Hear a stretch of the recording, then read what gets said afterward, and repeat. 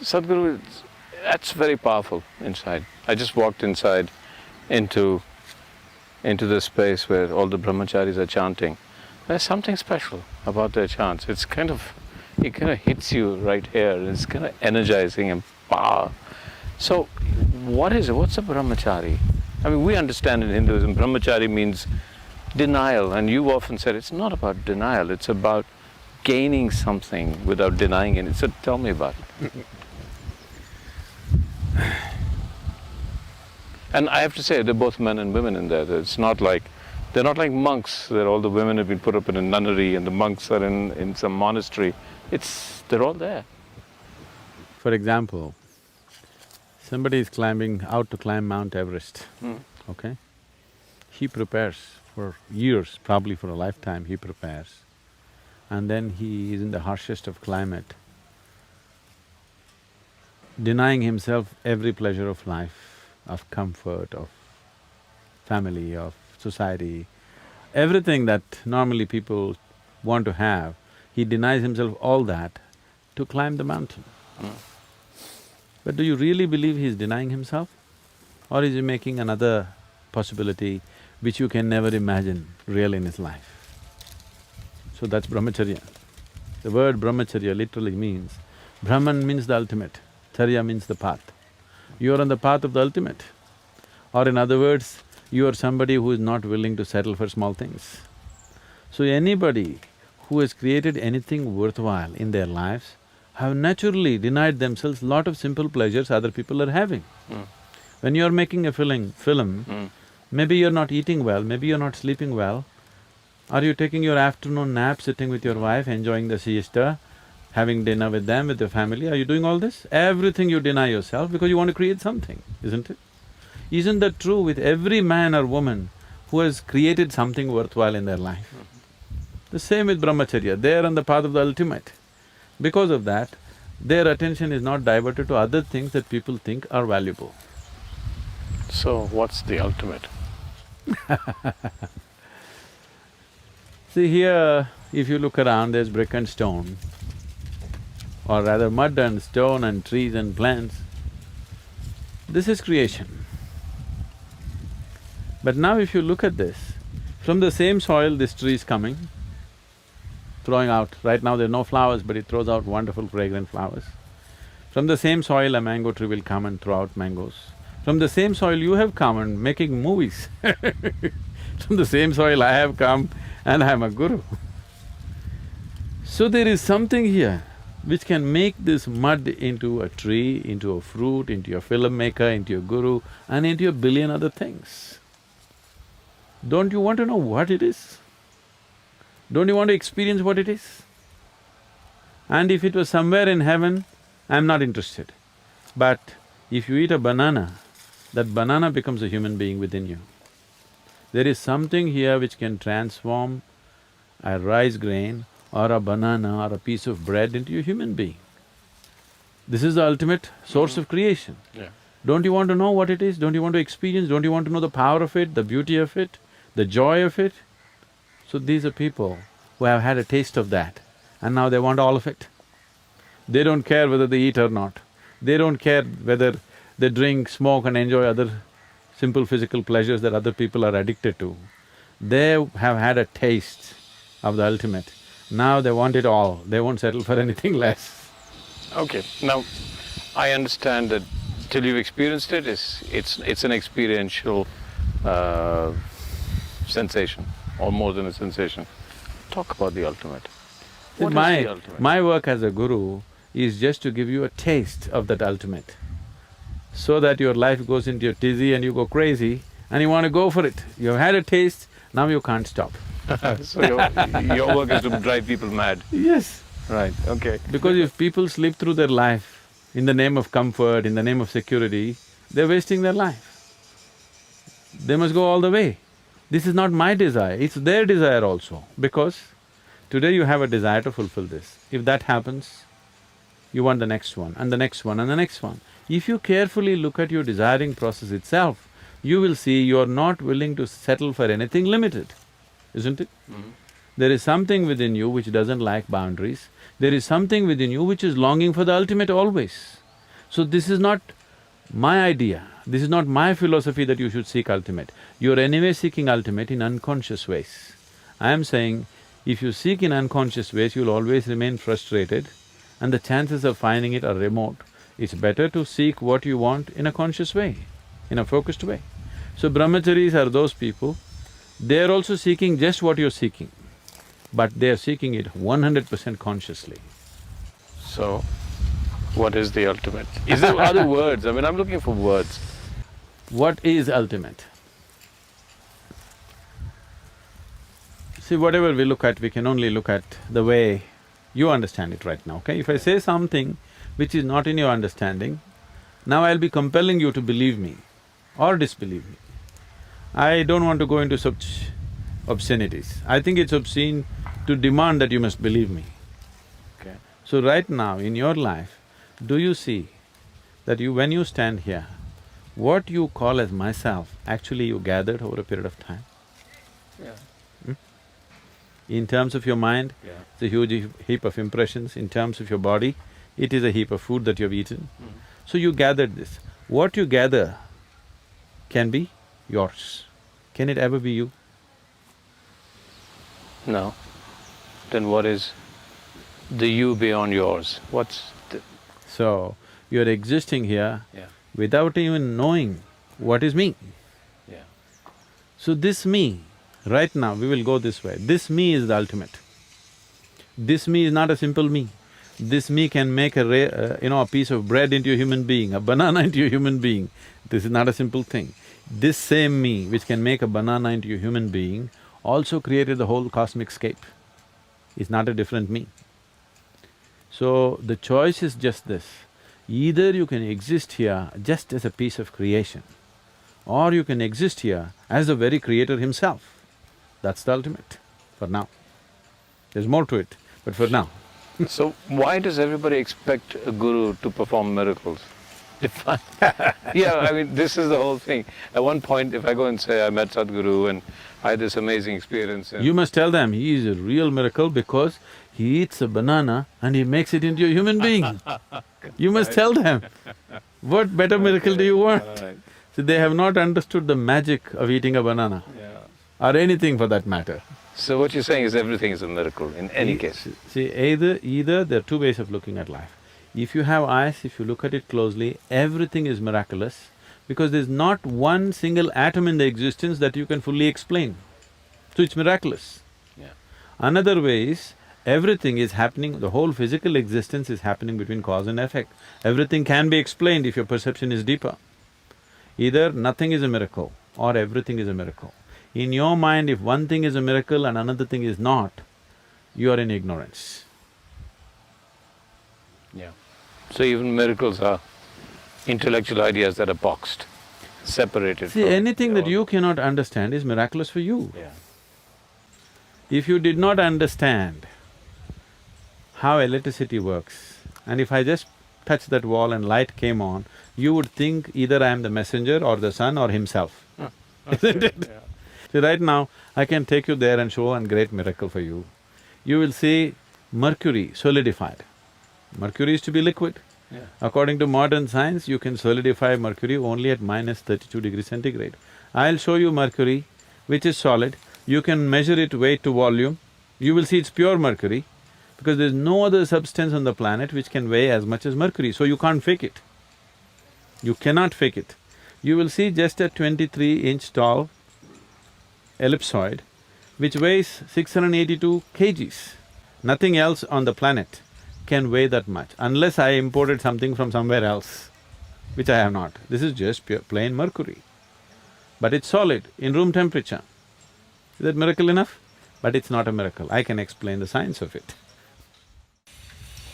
Now I know this is not what it's about, but for us mere mortals, it's very fascinating sometimes when I hear that in the brahmachari way of life, just the physical abilities, the energy levels that these people have, all the brahmacharis have, and what I've heard about, there's that mountain right there, and which would probably take me, what, 6–7 hours? No. 8 hours? You could do it in 3–3.5 hours.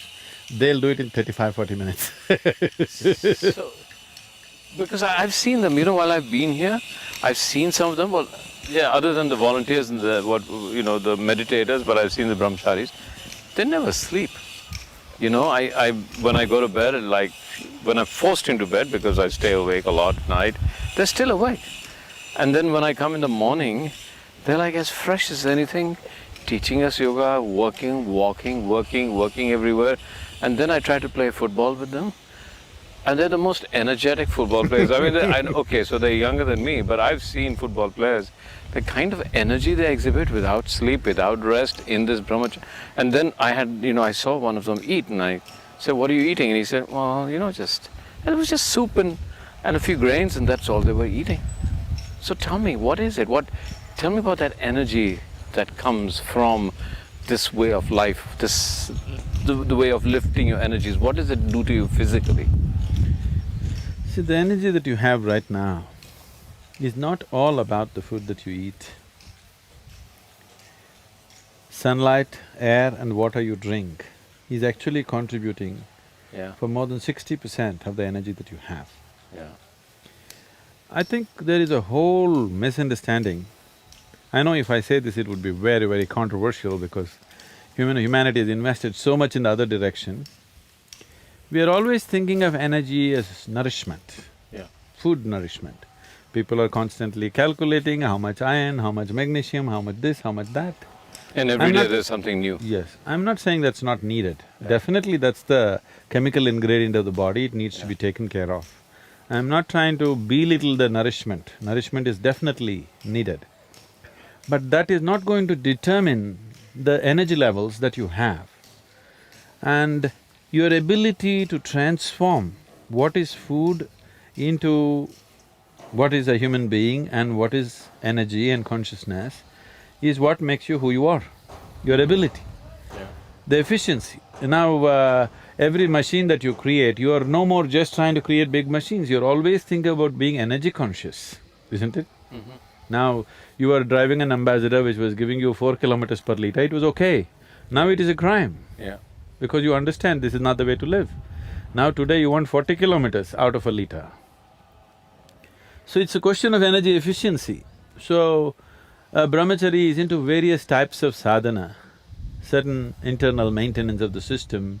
The way it is managed is, nothing is wasted. It is very eco-friendly, very, energy-conserving methods through which you generate a huge amount of reserve energies within you. You don't sleep, you don't eat, it doesn't matter. If I don't sleep for 3 nights, you will still not see any difference in me, I'll be carrying on. This is not some superhuman. See, first of all, we need to understand this. This is not about being superhuman. This is about realizing that being human is super. Being human is not a simple thing, it's a tremendous thing.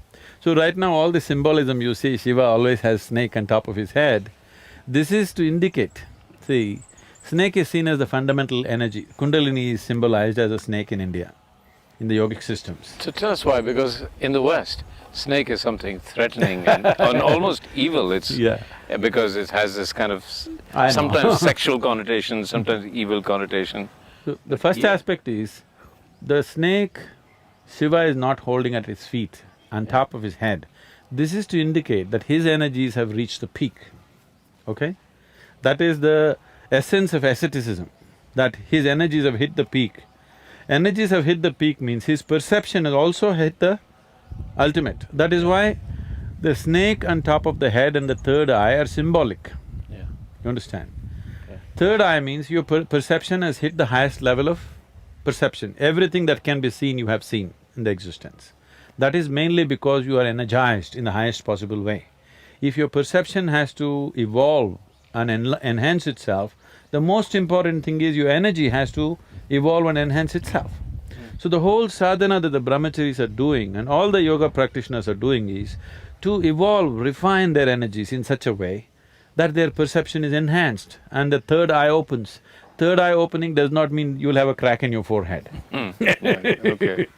It just means that your perception has gone beyond the dualities of life. You're able to see life just the way it is, not the way it is necessary for your survival. You're able to see it just the way it is. So about the snake, see, Even according to the Christian, whatever, what do you call that theology, Adam and Eve, first man and first woman were there, that is the story. Even if you go by that story, they were a dumb couple. They didn't know what to do with each other. Yeah. All right? Okay. So the snake came and made them eat the fruit of knowledge. Yeah. Anybody who makes you eat the fruit of knowledge, is he evil or divine, tell me? Yeah, I would say that's divine. And by eating this fruit of knowledge, life got initiated on this planet. The whole life process became possible only because of the snake tempting Eve to eat the fruit of knowledge and share it with Adam. Only one who is out and out against the fundamental processes of life can and will say snake is agent of the devil. Yeah. One who initiates life has to be agent of the divine, isn't it? Yeah. So here we always saw the snake as the agent of the divine. There is no temple in India without a snake. Somewhere there will be a snake to indicate this is the agent of the divine. And above all, Shiva keeps it on top of his head, not at his feet, not somewhere. A crawly creature on top of his head because to indicate that this is what initiated the life process. Religion and spirituality, you keep saying it's two separate things. Religion is See, we do not know what's religion in this part of the world. We have no religion here. Because here, in India, for example, there are 36 million gods and goddesses, okay? Yeah. As if that's not enough, see, now I'm creating a new one. Yeah. Everybody's excited, Sadhguru is going to create a new goddess. He's going to give birth to a new goddess, everybody's excited. Any other part of the world, they would have killed me. Isn't it? New goddess That's the whole thing, because here we clearly understood God is our making. Yeah. Everywhere else they propagated, you are God's making. No, the way you think about God, the way you project God is essentially our making, isn't it? Yeah. Yes, there is a fundamental force, but all other aspects are our making, isn't it? Yeah. So, we made it in every possible way we like it. 36 million, I feel is not enough. I feel every human being should make his own God, the way he can relate to. The problem is, people want to organize this and run a huge setup of power. So, talking about one and rallying the whole world behind that one God has become an important thing. If all of us had our own gods made by us as we can relate to, you could never organize it. Yeah. So God becomes your fingerprint, each one different. Yes. Yeah. And above all, see, in this culture, we never held God as the highest. God is only a stepping stone, He's only a tool for you to reach your mukti or your ultimate liberation. Freedom is the highest goal, not God. Sadhguru, can we sit here for a while? Because you have more energy than I do. Okay. Okay. So Sadhguru, you said this many times, that the highest goal is freedom. Now, people understand freedom in different ways. The two words, the three words that you used, liberation. So liberation from what? Freedom. So everybody, as you yourself said, it's contextualization. Freedom from what? And when you say ultimate freedom, so does that mean that you get into freedom that has no context, so Yes. therefore it becomes ultimate? And from that, the question, you use the word duality. I know I'm struggling, I kind of sense them, but I cannot see them clearly, so I want you to talk about that, these words. See, generally the word freedom, before 1947 in this country, if you said freedom, people only thought if the British go away, we are free. That was our idea of freedom at that time. I'm sure those last couple of decades, the word freedom, azadi, just meant English should go away. Yeah. So English went away. Now are we free? Not really. Politically free, yes, but in no other way we are really free. So, freedom may mean different things to different people depending upon the context of their individual life at a certain moment. But essentially, do we understand that we are living within certain limitations of life? Leave the political, economic and other aspects of freedom.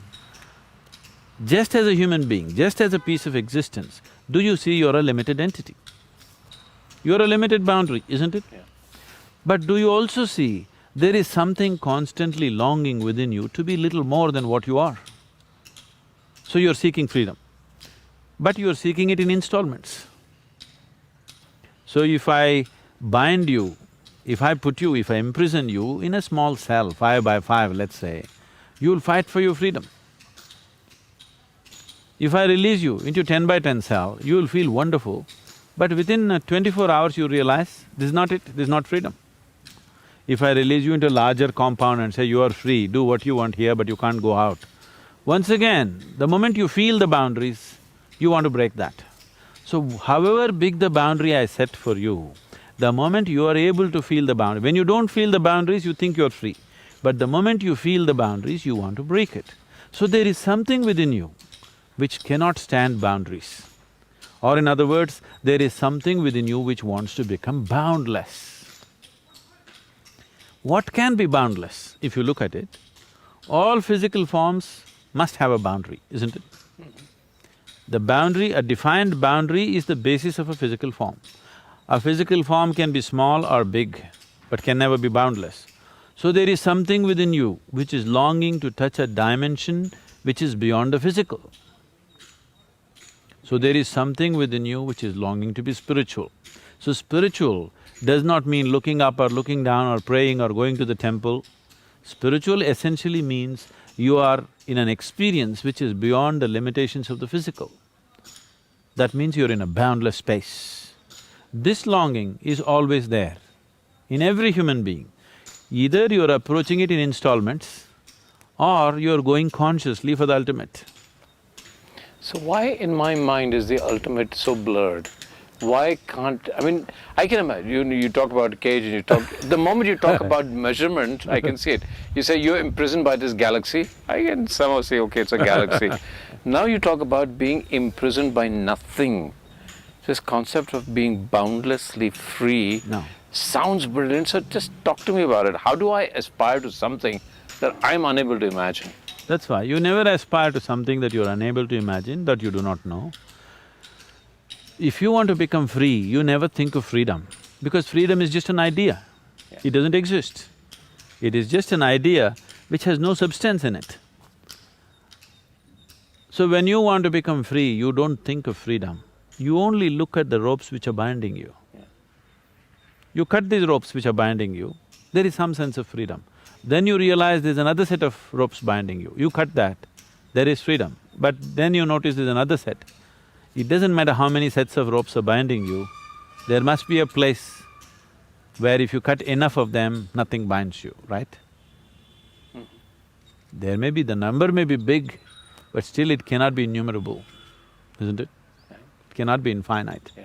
Only freedom can be infinite. Bondage has to be limited. The very nature of bondage is limited, isn't it? Limiting is bondage. So bondage cannot be limitless, only freedom can be limitless.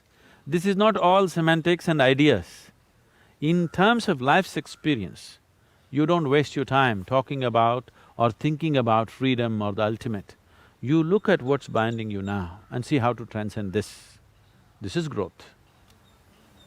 And what actually is… so I'm looking at myself, what's my most limiting factor? I mean, that you could probably say most people, that's what they're bound by. They're…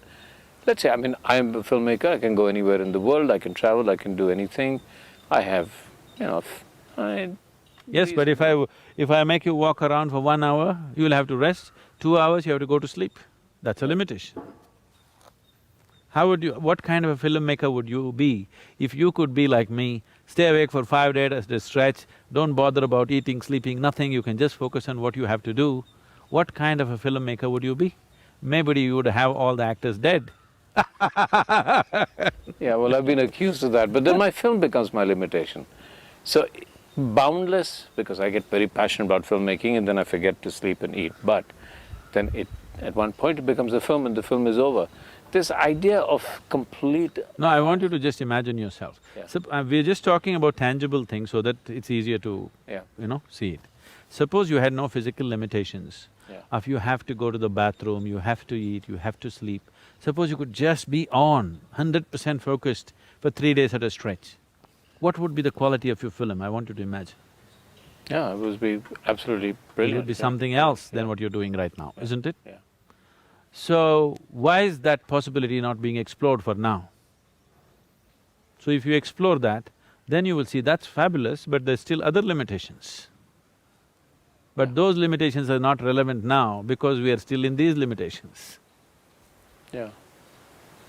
Okay, so my body is my own limitation, that's what Body you're is a saying? limitation, mind is a limitation, emotions are limitations. They're also possibilities. See, your body is your possibility. Sadhguru, what I'm asking you, and I know you're not saying it because you think it sounds like madness, but let's go into madness. The promised land, let's talk about it, because we've talked about this. We've talked about in the context of Shiva, we've talked about in the context of absolute freedom, we've talked just in terms of absolute, we've talked about you have to overcome duality. What's there? I know it's difficult, but it's if not I was going to difficult. convince my friends to follow It's not this path, difficult, it could be… what's in your there? present context, it could be scary. Okay, See, even right if it's now, scary. for example, when we say Shiva, Yeah. most people, everybody can look at Shiva the way they want it. That's why all these many forms. Shiva is a Bholenath, an innocent child, you can play with him whichever way you want. He's a fiery god, he's a Nilakanta, he's Sadashiva, he's a million other things. Why all these things is, so that everybody can relate to it as they want. But essentially what the word Shiva means is, that which is not. That which is creation, that which is not is Shiva. So what is it that which is not? Why are we looking at that which is not? Well, that which is not is the basis of creation.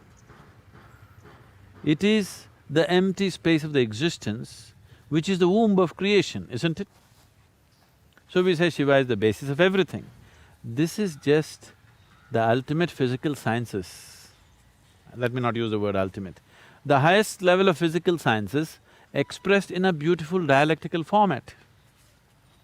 So Shiva is that which is not, that which is still and that is not.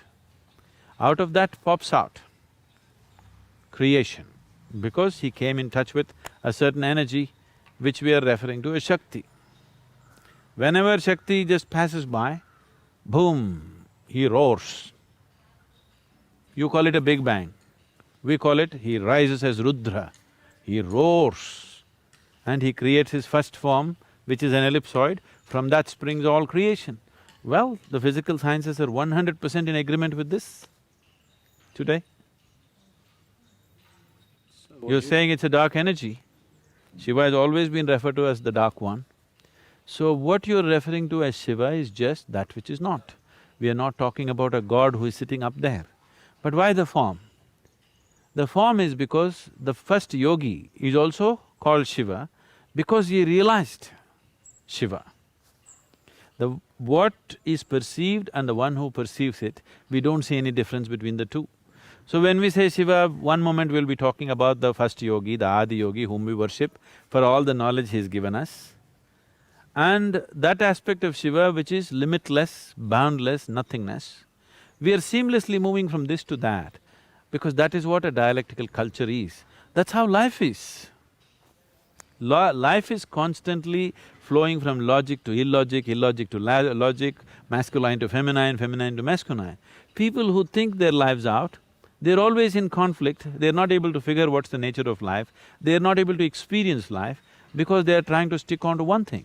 This is like you stand on the right bank of the river and you think the left bank is wrong. If you try to eliminate it, you'll eliminate the river and the right bank. Life is happening not separately, it is all happening in, it's all entangled in each other. Entangled is not the word, it's intermingled with everything and everything. So, the whole culture evolved like that. We will be uttering Shiva, in this sentence if I say Shiva, I'm talking about the boundless nothingness. Next sentence I say Shiva, I'm saying yogi. It's for you to figure what I'm talking, because if I go on explaining this and that, then I'll be separating the two, because in my consciousness, in my perception, the one who perceives and what is perceived are not different. He becomes a yogi The word yoga means union. He becomes a yogi because he has experienced the union of the existence. He has become one with the existence. So we don't refer to the existence, the basis of the existence, and the one who has known the union of being with existence as two separate identities, though they are two. So, one possibility, and as you say, it's just one possibility, is that the ultimate is nothingness. It is. What Buddha describes as shunyata, or is that the same thing? See, Gautama goes about using negative terminology because the moment you use positive terminology, people will fly off into imagination. Wild imagination will happen. If you say God, people will imagine a man sitting there and you can go and sit in his lap and all wonderful things happening to you, all the nonsense. So Gautama very consciously is constantly using negative terminology. He says shunya, he says nirvana, he says anatma. These are all his words, anitya, anatma. These are all complete negative terminology. The Western cultures use positive terminology because they're so terrified of the negative. But the positive means nothing without the negative, isn't it? So the yogic culture uses both of them together. Seamlessly we move from this to that to this. Shiva is the most wonderful man. At the same time, he's the most horrible man. He's an ascetic, but he's a great householder. He's a drunkard, he's the peak of alertness. He's always intoxicated, but he is the peak of alertness. Because this is the way existence is. It is neither this nor that. Both of them are in play all the time. So in the yogic culture, we use both positive terminology and negative terminology. Buddha used only negative terminology because he's afraid that if you use positive terminology, people will fly into wild imagination, which is a wise thing, in a way.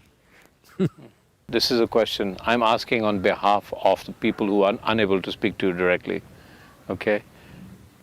The economic collapse has taken place, the world's gone into a tizzy. I've just lost my job, I have a mortgage that I can't pay, I have 3 children that I can't educate, I have a wife who's saying, what's going to happen to our life? And my pension has all disappeared, as I thought that in future I'm going to get this pension. My beautiful life, if this is the United States, my American way of life has just collapsed.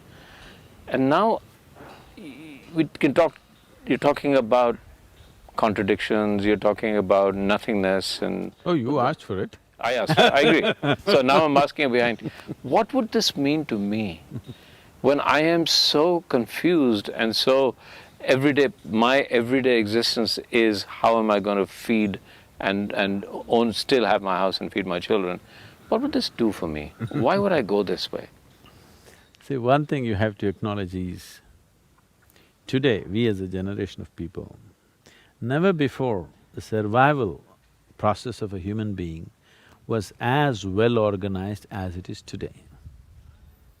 If you have the money, if you go to the superstore, you can buy everything that you need for next 1 year and not step out of your house. It's that organized. Never before was this possible. Every day you had to go out, get your food for that day, not knowing where the food is. It is too organized to a point that we are becoming lethargic, we are becoming unrealistic with the life processes. So the economic collapse, I think it's improper to call it a collapse. The economic reality. From the lie of a bubble, we have come down to reality. Okay. This is Chinese wisdom, okay? I'll tell you. So some Americans were complaining about the economic collapse and what's happening. So a Chinese man took him and took a chair, put it in front of a mirror. Said, do you see there are 2 chairs? Said, yes. Then he removed the mirror. What is left? Only 1 chair. So this is what you're complaining about. Always there was only 1 chair. If I put up 2 mirrors, these 1 chair will become 10 chairs. If I become 5 mirrors, they'll become 100 chairs. But that's not the point. The real thing is, there's only 1 chair. There's only 1 planet, there's only that much resource, there's only this much. Rest is all exaggerated nonsense, okay? I don't think we should wait for it to collapse. If we are wise, we must pull it down ourselves. I was being interviewed by one of the national channels just before the economic collapse. When India's share market was touching 21,000 something, on that day I was in Mumbai, they wanted to interview me. They said, "What do you think about this?" I said, "It's unwise to have share market running at 21,000. I also keep general, attention towards what's happening in the economic spheres. If you ask me, India's share market should be at 14,000.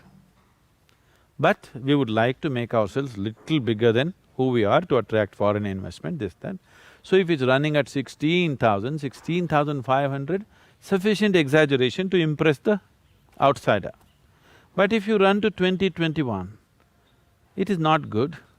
And this is like, you want to go to an interview today, you are only 5'8", you want to wear 2 inches heels and go. It's all right. You want to look little taller than who you are.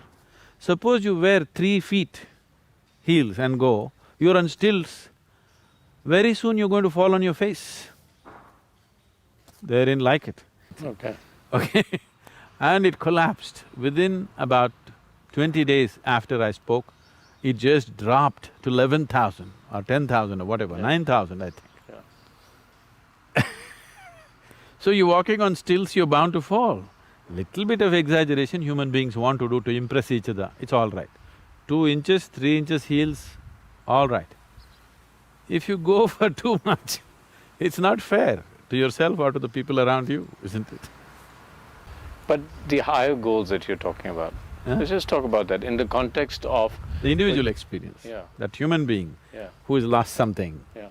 the human being who is caught in all the mechanics of I mean, you economy, could say, well, international solve economy. that. We can say to him or her that you can solve that before you even think of higher goals of spirituality. Or we are saying, spirituality, higher goals will actually help you. And he'll say, how? Yeah, let's look at that. See, right now what you're talking about is certain upheavals in your physical situation. One thing you need to understand is, do what you want. Even if you're a superhuman being, outside situations will never happen 100% the way you want them. Never ever. Even if there's just 2 people in the family, still it doesn't happen 100% the way you want it, isn't it? Correct. And not a single person in this whole planet has ever happened 100% the way you want them. Not your spouse, not your children, not your boss, nobody. So outside is always going to be like this. Some things happen your way, some things don't happen your way. But the inner reality of your experience is 100% you. There's only one ingredient, that's yourself. At least this must happen the way you want it, isn't it? Yeah. So if this was happening in a peaceful and blissful way within you, economic high or economic collapse wouldn't mean anything to you. You just have to adjust a few things around you, that's all. It doesn't change the quality of your life as such because you are anyway blissed out. Always you're blissful by your own nature. If there is money, you will drive, if there's no money, you will cycle, which is more healthy. I mean, you will do whatever the situation demands without any great struggle about it. Right now, because you have not fixed the interior, you are trying to fix your interiority by fixing the world around you, which is juggling. Even when things were going fine, I'm sure you were still stressed. When you have a job, you complain of stress. So shall I get you fired? Will you be happy? Will you walk on the beach joyfully? No. Now you'll be depressed because you're fired. So whichever way you suffer, this is not because of the situation, because you have not learned how to conduct this human mechanism. How to keep this being, that you have not paid attention to. Nothing happens your way in the world, that's not the problem. The problem is you yourself are not happening the way you want yourself to be. If you did happen the way you want yourself to be, for sure you would keep yourself blissful and wonderful, isn't it? Outside would be just a play. You conduct it to the extent you can conduct it. Never before another generation of people have known these kind of comforts and conveniences. You are living better than your father, your grandfather, anybody. Unless your grandfather was a Maharaja or something, definitely you're living better than your father and grandfather, but you're still complaining. because it's not happening the way you think it should happen. So, if it happens any better than the way it is happening right now, your economy, you will have no planet left. I'm glad economy has collapsed, because ecology will improve when economy collapses. Right.